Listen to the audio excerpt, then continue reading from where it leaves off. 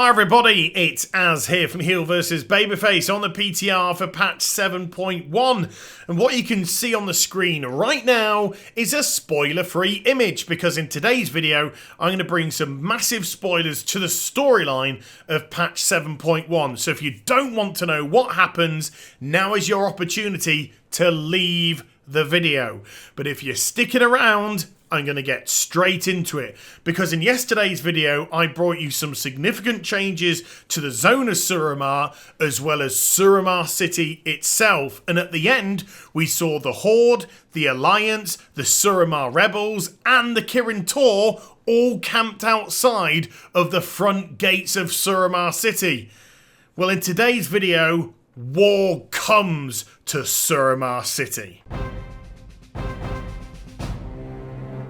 Right, let's kick off with exactly where we left it in yesterday's video. Horde, Alliance, the Suramar Rebels and the Kirin Tor all camped outside the front of Suramar City. And to get to where I am right now, quest-wise, there is a lot for us to do. For example, the Suramar Rebel forces which are out here with us, they're completely unready and untrained for battle, and they do ask for our help. So that takes us to Blackrook Hold, where we have a couple of them as NPCs with us, and we're stealing armament, stealing armor, we're collecting tactical books, and we're also killing off some of the Blackrook forces as well to give them some training. Once that's been accomplished, we ourselves move into the promenade. We start shutting down some Legion portals, getting rid of some Fellsworn, as well as the Duskwatch as well, who are fighting against pockets of Suramar Rebels. And all that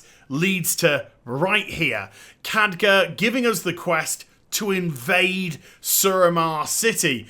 And when you get to this point, I've got to confess, I felt really giddy on the inside. Seeing this number of forces, you can see the Horde and the Alliance on the left and the right, charging into Suramar felt amazing. Because let's face it, one of the things that World of Warcraft's got against it is its aging engine. If it had an engine that most MMOs run off nowadays, then what we could see on the screen right now could be something, well, just not short of absolutely spectacular. So to get the kind of numbers that we're seeing right now, I personally think is a bloody good job by Blizz.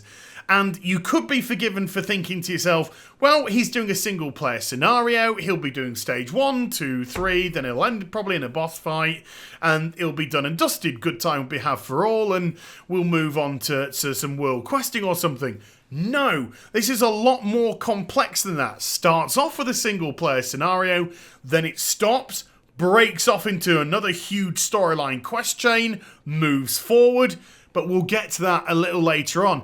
And to me, this is some of the best storytelling that I have encountered in the World of Warcraft since easily Wrath of the Lich King. It's easily that. It's been absolutely phenomenal doing this quest chain, and I was gobbling up every single solitary quest that it gave me. I couldn't get enough of it. And when I knew it was a storyline quest, I was just excited to push on, and push on. And I think Blizz have got something really special here with this zone of Suramar. I'm completely against all the Suramar detractors. I think the pacing of it has been outstanding, and I think the storyline that it's offered has been massively engaging. And if you can't get into this kind of stuff, then I don't know why you're playing an MMORPG, to be perfectly honest with you. So with that said, let's actually get to the mechanics of what is physically going on the screen. Well, in stage 1, you have to defeat every single solitary member of the Duskwatch, which is preventing your march towards the Nighthold, because in storyline terms, that's what we're trying to do. We're trying to push on all the way to the front gates of the Nighthold, smash through, depose Elisande, and put our Suramar Rebels in charge of what's going on and destroy the Nightwell. But of course, from a story perspective, we don't know that the Nighthold's actually going to be the third raid. Yes, the third raid. Some people were confused in yesterday's video when I said that. The first raid, of course, is the Emerald Nightmare that we see right now. The second raid is a new raid, which Blizzard are actually going to be bringing in patch 7.1, which takes place in Stormheim and involves Odin, Test of Valor or something like that. And then the Nighthold is now going to be the third raid. It was intended to be the second raid, so lots going on. And then once all the forces have been defeated, we go into stage 2, which is to defeat the huge mechanical beast, which I've got to say didn't last an awful long time and got absolutely crushed. Stage 3 sees us telling the rest of the Suramar rebels just to hang back, and now we are fighting alongside Tyrande and the rest of the Darnassus forces. So the Alliance are making their push.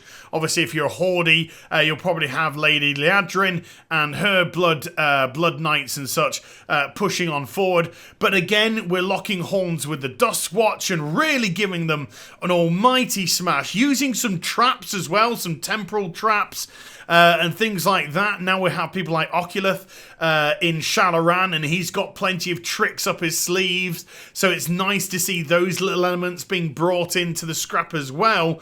But what you might think would push us to the gates of the Nighthold doesn't. In actual fact, we decide to consolidate what we've pushed onto thus far and actually decide to stay at the dock area. And from here on in, we hand in and complete the invasion of Suramar City, at least for now, because then it sends us off on another huge quest chain all around the place. The game then sends us off to do some ancillary quests to set up the portal, the brand new portal, which I didn't know where it was going to lead to, but it leads to the harbour. We've now got that established, as well as feeding some of the residents of Shalaran with the purified mana fruit to cure them of their withered status. But really, it was to phase the area so we can now see the Night Elf and Blood Knight forces down below pushing forward towards the gates of the Nighthold. And this is where things really start to hit the fan in a poo-poo kind of a fashion, because Elisande has had enough, and we see this wonderful glorious image of her appear outside the front gates, where she's, they have a bit of a spat, her and Tyrande, back and forth, each kind of calling each other traitor, the other one calling the other one diluting the bloodline, and it's all kind of like WWE handbags at 10 paces stuff. But then she goes absolutely off on one and lets off a temporal bomb which locks in all of the forces that are on the promenade leading into the Nighthold. My heart, I've got to say, skipped a beat, because I thought, oh my god, have we just lost Tyrande? Have we just lost Lady Liadrin? Probably Varisa, Windrunner as well. Are they all dead? But no, this is now pushing us on to the next part of our storyline, where we physically get active. So Khadgar puts this protective arcane barrier around us, which allows us to enter the temporal bomb area and push forward in an effort to save Tyrande. Now, of course, we are met with some resistance on the way. We see all these elementals, arcane elementals, that are scattered around the place. Don't prove to put up too much of a fight, and we can smash through those with relative ease. But the thing is, it's more of a story focus here. Khadgar's kind of like telling us that he can't hold on for too much longer. He can't push too much right now. And from what I can gather, when we do get to Tyrande and we just fight off the little nasty creepies next to her, when we do manage to pull her out, as far as I'm aware, that is it. So we weren't able to pull out Varisa, we weren't able to pull out any of the other forces. Are we going to have to come back for them at a later date?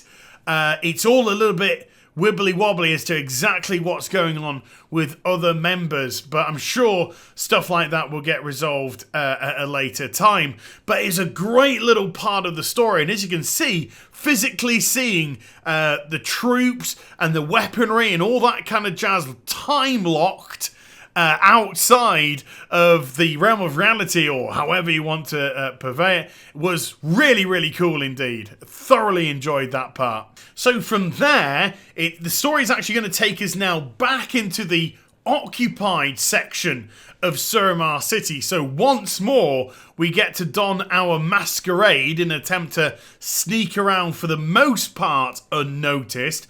But then when we get to what we need to do, which is set up 4 of these scrying orbs, yes, as ever, somebody by one of the scrying orbs has the ability to see through the masquerade, so combat will ensue. But, I mean, come on, that's why we play the game, to smash people in the teeth. We then find ourselves teaming up with Valtois as we attempt to discover an alternative entranceway into the Nighthold, which is very close to where the archway is. Instead of going straight forward and taking a left, we head immediately right and go down a couple of flights of stairs. And even if you do that right now on the live servers, you will see a portcullis at the bottom with an instance portal hidden behind it. But here on 7.1, we see that it's protected by a magical barrier, although this magical barrier is not linked to the Nightwell, but is actually linked to the ley lines. And we are the ones that currently control the ley lines, thanks to all the jiggery pokery we did in 7.0. So it's just a matter of going back to a couple of them and realigning them by doing some questing there. And it does lead off into some very interesting avenues where we get to have a brief test of our Withered army, as well as manage to save an old friend who's gone missing in Suramar City.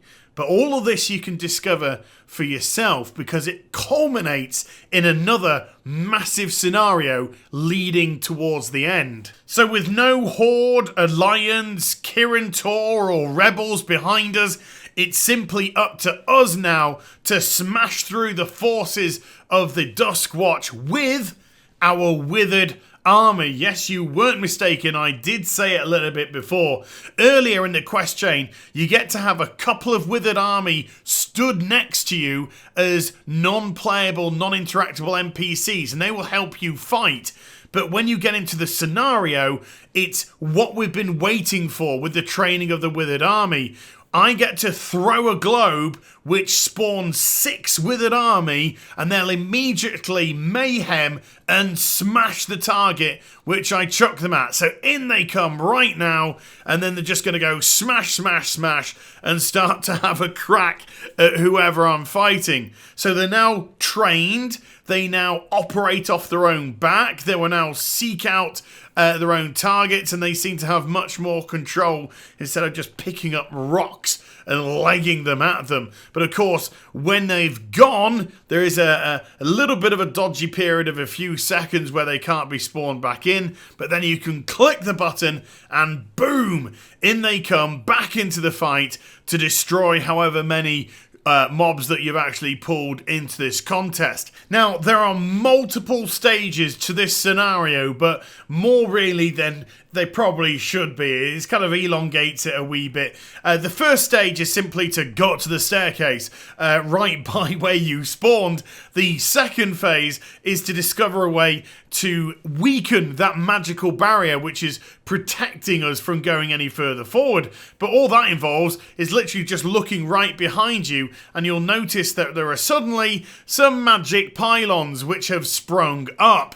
Once you've actually discovered all 3 and destroyed all 3 of those magic pylons, we then have to smash our way through a mini boss and then progress inside, pushing on towards the archway area and where the back entranceway of the Nighthold is.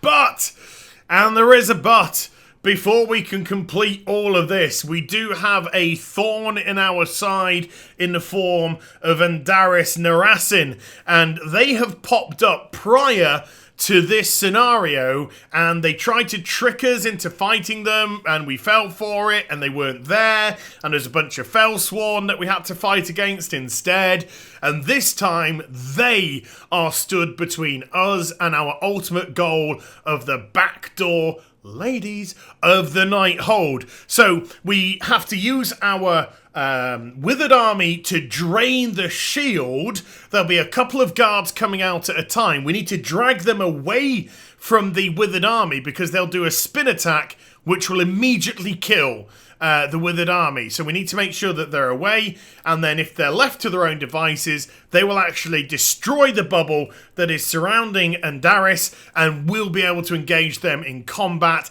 They are pretty tough, got around about 10 million odd health. You've got to use your Withered army when you're fighting against us. She'll use little tricks, invincibility bubbles, all this kind of jazz. You just have to wait some of those out, CC her if possible, interrupt where you can.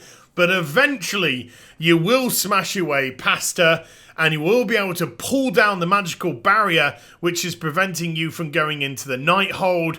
And then, of course, that leaves that open for whenever that raid will personally unlocked. So, war, oh my goodness me, it came to Suramar in absolute spades in what I can only describe as a phenomenal storyline, and it's all waiting for you in patch 7.1. So I really hope that you enjoyed the vid. If you did, do give it a thumbs up and also subscribe to my channel. Follow me on social media and Twitch for live streaming. Links, they're in the description down below, and I'll be back with some more stuff very soon. You take care, everybody. Bye-bye.